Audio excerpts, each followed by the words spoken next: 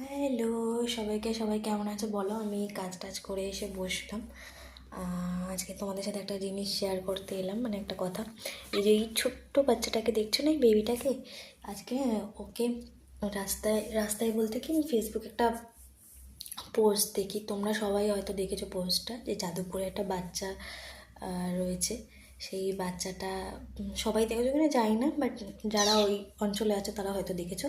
এই বাচ্চাটাকে মানে কেউ যদি নিতে চায় তো নিতে পারে। তো আমার বাচ্চাটাকে দেখে এত ভালো লাগলো, ছোট বাচ্চা।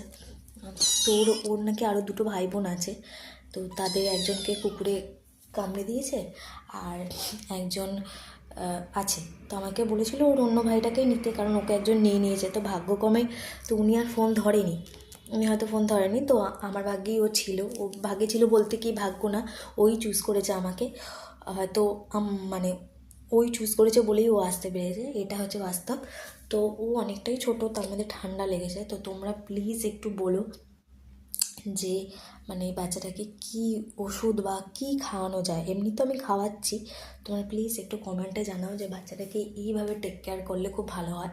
যাদের বাড়িতে বিড়াল আছে, যারা পেট লাভার, যারা খুব ভালোবাসো মানে বিড়াল কুকুর, তারা প্লিজ একটু জানাও আমাকে। চলো, গুড নাইট, গুড বাই।